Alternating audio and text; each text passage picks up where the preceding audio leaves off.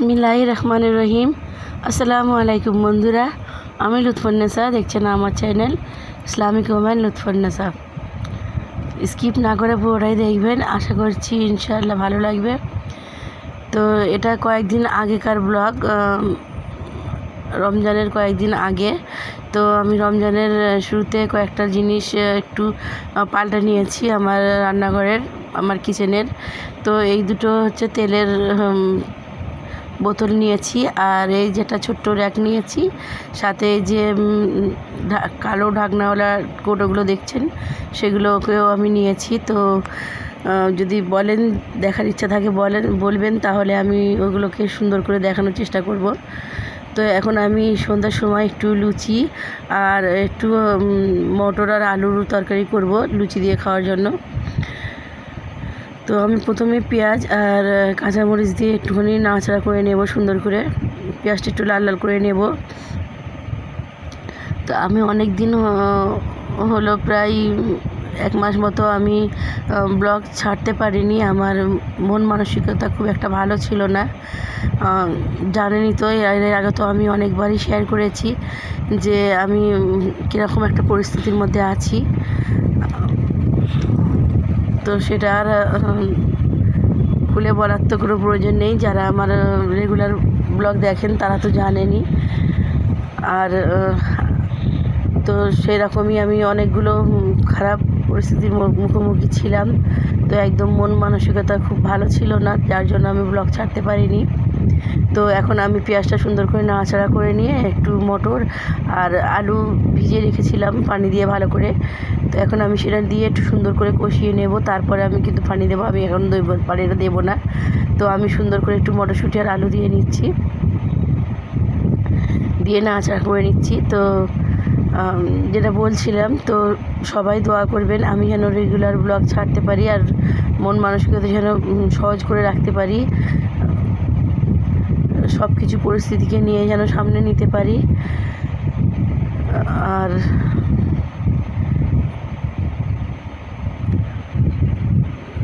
তো দেখেন, আমি একটু হলুদ দিয়ে নিয়ে আর ভালো করে একটু কষাচ্ছি।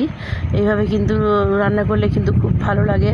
তো আমার একটু লাইটটা বেশি পড়ে গিয়েছে, যেহেতু আমার একদম চুলাটার একদম উপরে লাইটটা আছে, যার জন্য কিন্তু আলুটার মধ্যে একটু অসুবিধা হচ্ছে দেখতে। প্লিজ ক্ষমা সুন্দর দৃষ্টিতে দেখবেন। তো আমি একটা টমেটোও দিয়েছি, দিয়ে একটু সুন্দর করে নাড়াচাড়া করে নিচ্ছি। আর এখানে লবণ দিয়ে নিচ্ছি।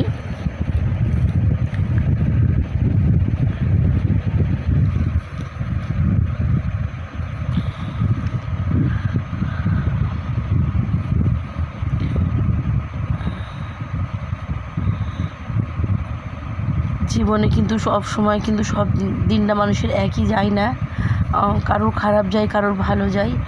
তো আমার উপর দিয়েও এরকম একটা ঠিক হয়ে যায়, কিছু করার নেই।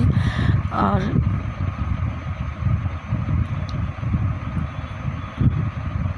আর যেহেতু রমজান মাস, আমি কিন্তু এটা রমজান মাসে দিচ্ছি ব্লগটা, আমার অনেক দিনের আগের ব্লগ, রমজান মাসের 2-3 দিন আগের ব্লগ, কিন্তু আমি রমজান মাসে দিচ্ছি। আর যেহেতু এই মাসটা পাক পবিত্র মাস, আমরা কিন্তু সবার প্রতি সবার হিংসা ভুলে একদম সুন্দর মন মানসিকতা নিয়ে রমজানের রোজা করব ইনশাআল্লাহ। তো এখানে আমি লুচি করার জন্য আর কি কড়াইতে তেল দিয়ে দিয়েছি। আর আমার একটু আগে আর কি আমি লুচির ময়দাটা সুন্দর করে মাখিয়ে রেখেছিলাম। তো এখন সুন্দর সফট হয়ে গেছে, একদম নরম হয়ে গেছে। তো আমি এখন লুচিগুলো করে নেব। আমি কিন্তু অনেক সহজ পদ্ধতিতে লুচিগুলো করব আজকে। আমি বেলাবেলি ঝামেলা ছাড়াই কিন্তু আমি একটা বাটি নিয়ে আমি সুন্দর করে লুচিগুলো ওখানে বাড়িয়ে নিয়ে লুচিগুলো করে নেব একদম তাড়াহুড়োর মধ্যে। আমি কিন্তু 30 মিনিটের মধ্যেই কিন্তু নাস্তাটা তৈরি করেছিলাম।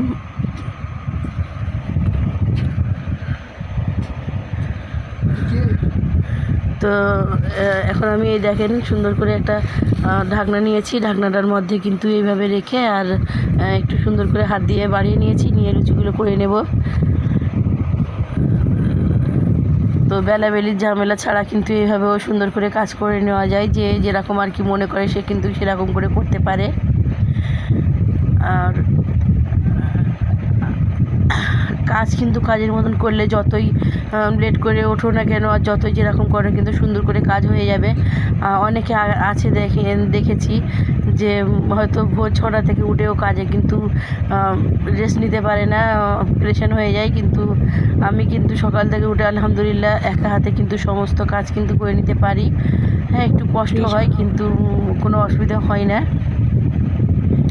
আর এটা যেহেতু সন্ধ্যার সময় কিন্তু আমি নাস্তাটা করে নিচ্ছি, আর তারপরে কিন্তু সকাল থেকে না আবার রেগুলার কাজ আরম্ভ হয়ে যাবে। তো দেখেন একটু লুচি কিন্তু ওখান থেকে তেলটা নিয়ে নিয়েছি, আর দেখতে পাচ্ছেন কত সুন্দর লুচিগুলো ফুলে উঠছে।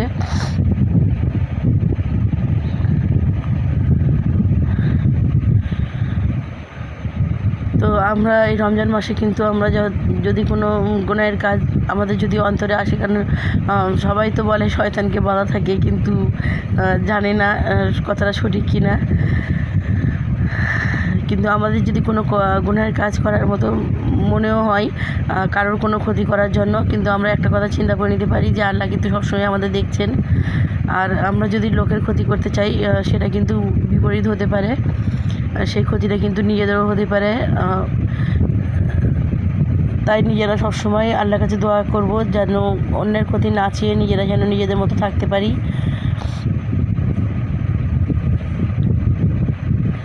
তো এতক্ষণ পর্যন্ত যারা আমার ভিডিওটা দেখছেন তাদেরকে অসংখ্য ভালোবাসা রয়েছে তাদের জন্য। আর প্লিজ একটা কথা বলে নিচ্ছি, আমার চ্যানেলটা যদি দেখতে একটু ভালো লাগে তো একটা সাবস্ক্রাইব করে দেবেন, সাথে পাশের বেল আইকনটা বাজিয়ে দেবেন, যাতে আমার দেওয়া ভিডিও নোটিফিকেশান সহজেই আপনাদের কাছে যেতে পারে আর আপনারা দেখে নিতে পারেন। তো এখন আমি আলুটা সুন্দর করে কষিয়ে নিয়েছি, আর আলুটা একদমই সেদ্ধ হয়ে গেছে। তো আরও একটু ভালো করে কষিয়ে নেব। আর এখানে আমার লুচিগুলো হয়ে গেছে, তো আমার তরকারিটাও শেষ। দেখেন কত সুন্দর হয়েছে। তো এখন আমরা নাস্তাটা করে নিচ্ছি,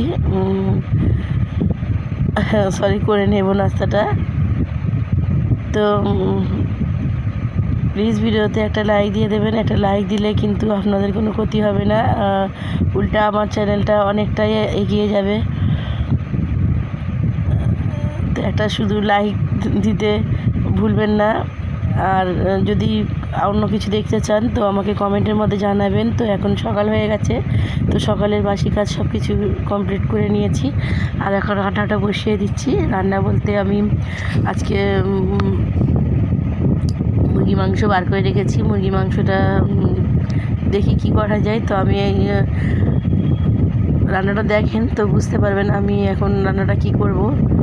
তো এখানে টমেটো নিয়েছি, 2টো টমেটো বার করে নিয়েছি। রান্নার আগের মুহূর্তে সব কিছু রেডি করে নিলে রান্নাটা কিন্তু সহজ হয়। প্রথমে কিন্তু আমি সব কিছু কেটে কুটে একদম রেডি করে নেব। তারপরে এখন আমি এই দেখতে পাচ্ছেন ভাতটা কিন্তু আবার ফুটে গেছে, চুলোটা বন্ধ করে দিয়েছি। আর এদিক থেকে আমি 2টো হাঁড়ি বসিয়ে দিয়েছি।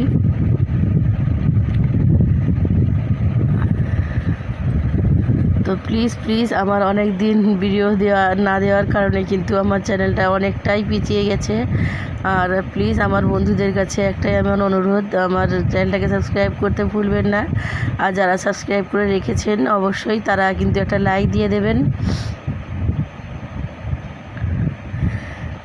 তো এই রমজান মাসে কিন্তু অনেকেই অনেক রকম করে অনেক মানুষকেই সাহায্য করে। আর আমাকে যদি সাহায্য করতে চান তো আমাকে একটা লাইক দিয়ে দেবেন, আর স্কিপ না করে পুরোটাই দেখবেন ভিডিওটা। তো অনেকেই কেটে কুটে দেখে, কিন্তু কেটে কুটে দেখলে কিন্তু চ্যানেলের কিন্তু অনেকগুলোই ক্ষতি হয়ে যায়। আর প্লিজ অনুরোধ করছি কেটে কুটে না দেখে পুরোটাই দেখবেন। তো এখন আমি এখানে পেঁয়াজটা সুন্দর করে কষিয়ে নিয়েছি একদম ভালো করে। এখানে আমি ফুলকপি রান্না করব, আর ওখানে আমি মুরগির মাংস কষা করব। এই ছোটো হাঁড়ির মধ্যে আমি মুরগির মাংস কষা করে নেব।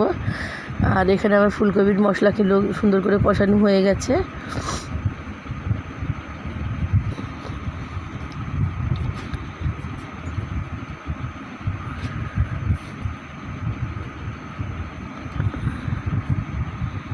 তো আমি মাংসগুলো ভালো করে সুন্দর করে ধুয়ে পরিষ্কার করে নিয়েছি, নিয়ে ভালো করে পেঁয়াজটা একদম অনেক রকম করে কষিয়ে নিয়েছি সুন্দর করে, একদম লাল লাল করে পেঁয়াজটা তেল উঠে পড়েছে। তারপরে আমি মাংসগুলো দিয়েছি। আর এখানে আমি ফুলকপি রান্না করব, ফুলকপি আলু তরকারি করব, তাই আমি ফুলকপিটা তো একসঙ্গে দেওয়া যাবে না, তো আমি আলুটা প্রথমে একটু দিয়ে ভালো করে কষিয়ে নিচ্ছি সুন্দর করে। আলুটা যখন একদম গাটা একটু লাল লাল মতো হয়ে যাবে একদম সুন্দর করে, তারপরে আমি ফুলকপিটা দেবো। কারণ আলু আর ফুলকপি একসঙ্গে দিলে কিন্তু ফুলকপিটা একদমই আর দেখা যাবে না, পুরো ভর্তা হয়ে যাবে।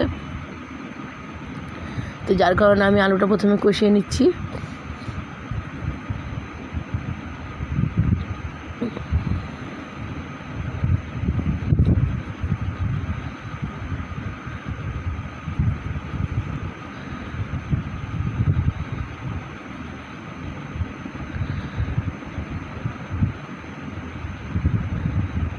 তো জীবনে সবসময় কিন্তু যেটা চাওয়া হয় সেটা পাওয়া হয় না, যেটা পাওয়া হয় সেটার কিন্তু আশা করা যায় না, সম্ভব হয়ে ওঠে না। তো এইভাবেই কিন্তু জীবনটা কাটছে। এখানে আমি আলুটা সুন্দর করে কষিয়ে নিয়ে একটু পানি দিয়ে আলুটা একটু হাফ সেদ্ধ করে নেবো, এক দুবার ভালো করে ফুটে উঠবে সুন্দর করে, তারপরে আমি ফুলকপিটা কিন্তু দেবো।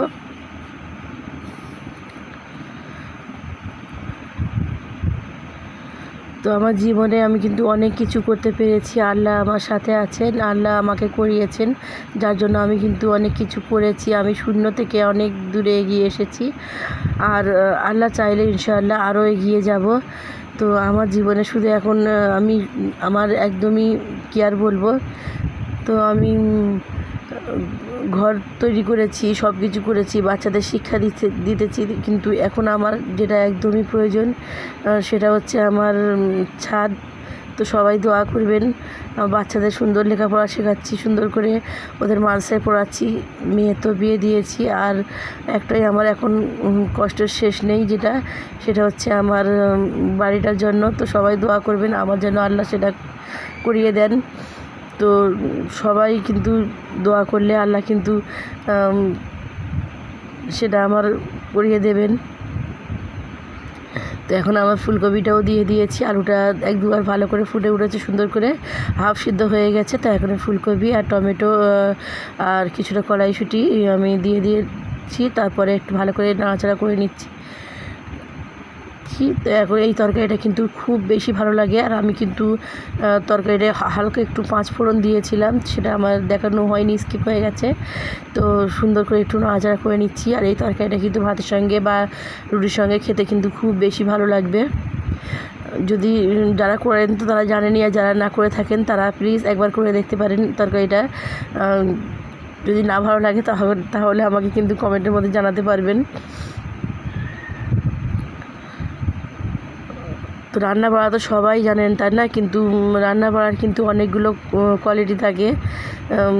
অনেকেই রান্না করে অনেক রকম করে, কিন্তু আমিও রান্না করি তার জন্য না, আমার চেয়েও হয়তো না অনেকেই ভালো রান্না করেন তার জন্য না।